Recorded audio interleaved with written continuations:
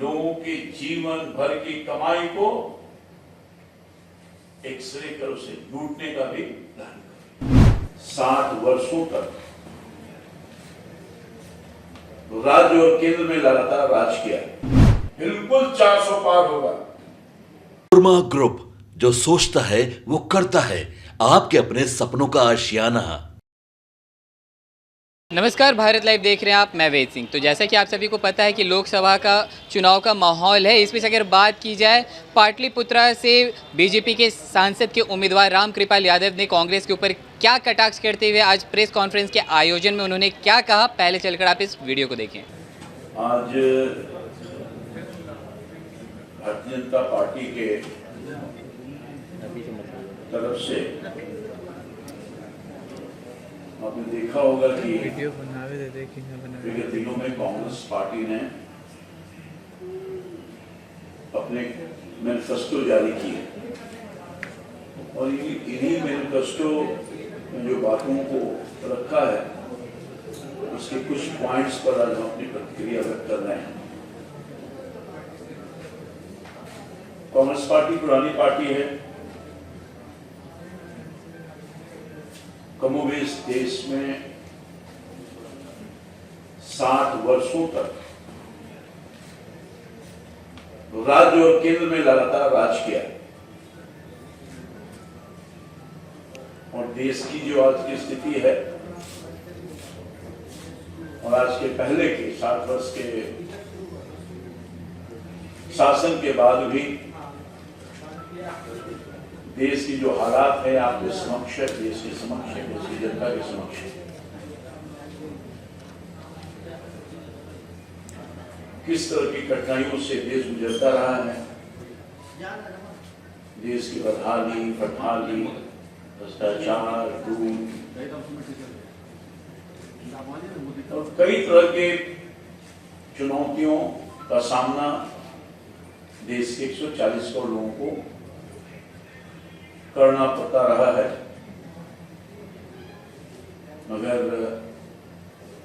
देश की महान जनता ने पिछले 10 वर्ष पहले भारतीय जनता पार्टी, एनडीए और खासतौर पर देश के नेतृत्वकर्ता सम्मानीय यशस्वी प्रधानमंत्री मोदी जी पर विश्वास व्यक्त किया और बहुत देश को यह एहसास होगा 60 वर्षों की जो परेशानी थी, जो दिक्कत था, जो लूट था, तसोड़ था,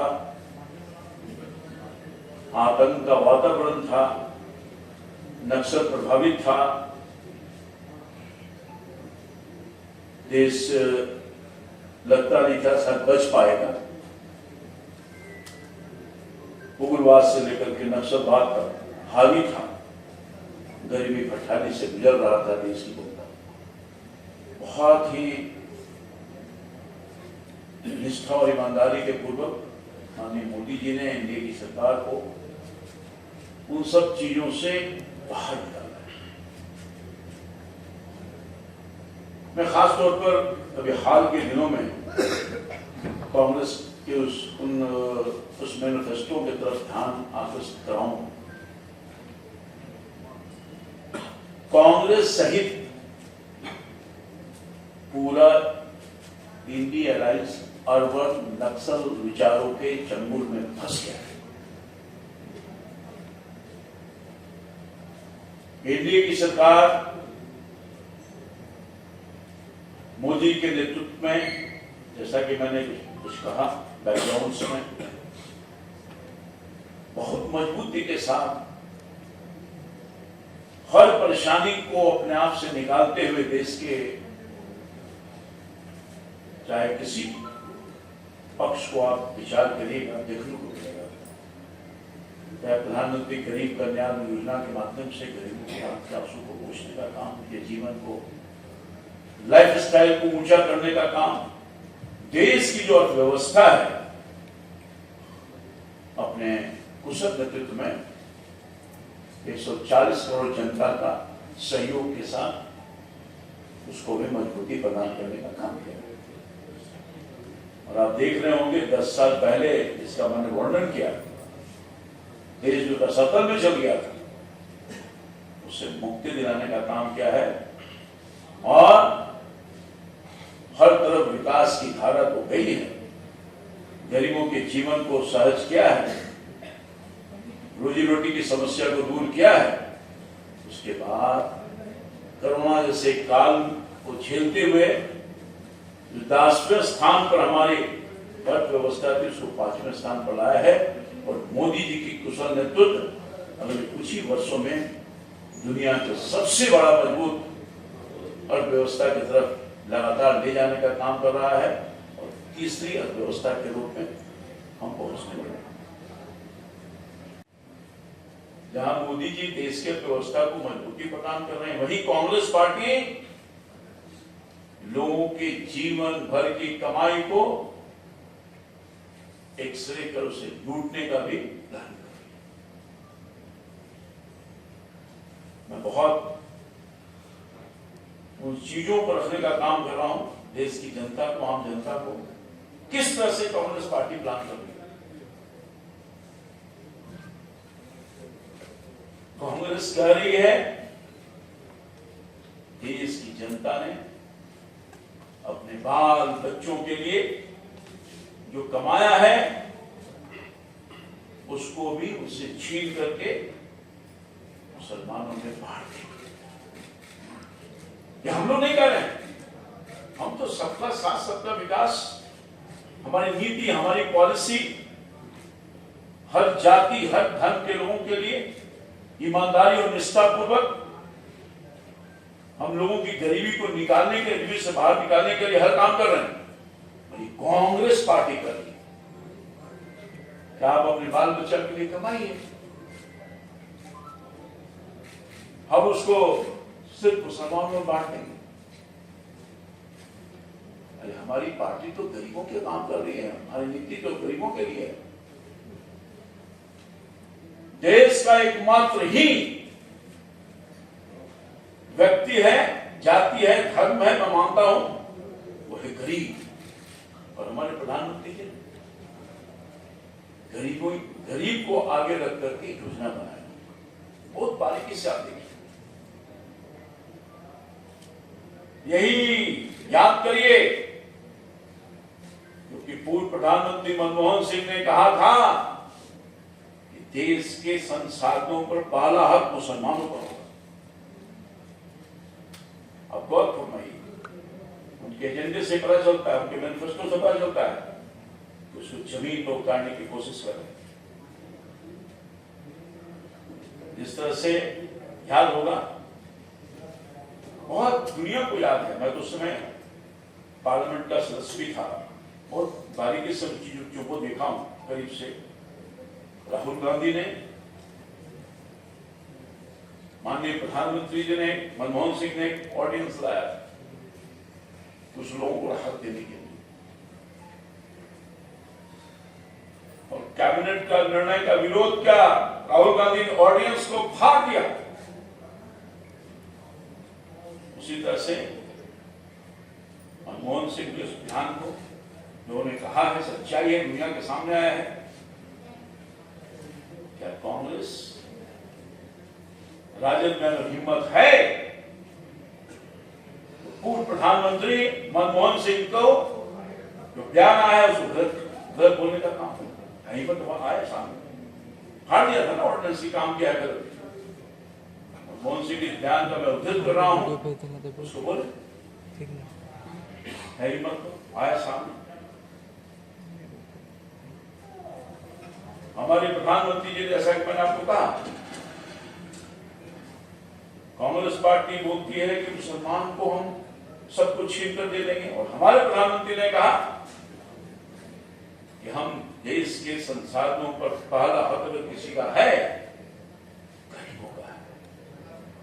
जो किसी जाति धर्म वर्ग का हो वो गरीब, हम उसकी चिंता कर रहे हैं, उसकी नीति पॉलिसी बना रहे हैं, उसको आगे ले जाना चाहते हैं।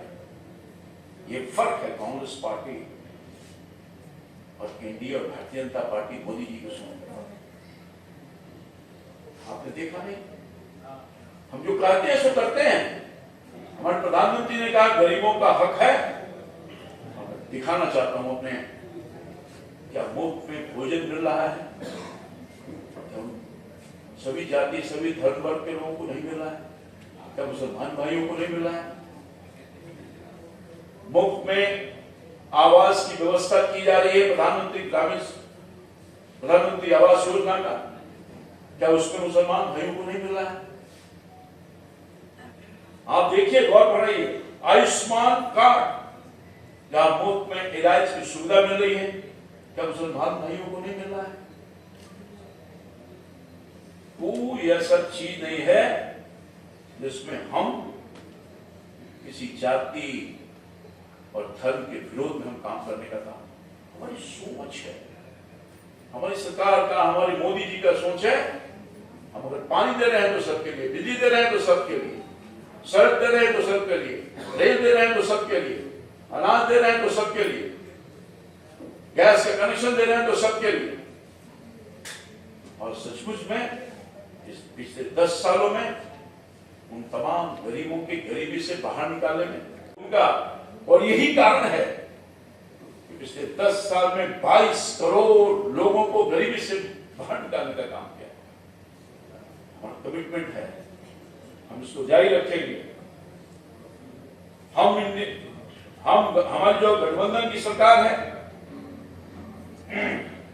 हम इन सब चीजों को खुद ऊपर करने का काम करते हैं। हमारा मैनिफेस्टो करता है, मगर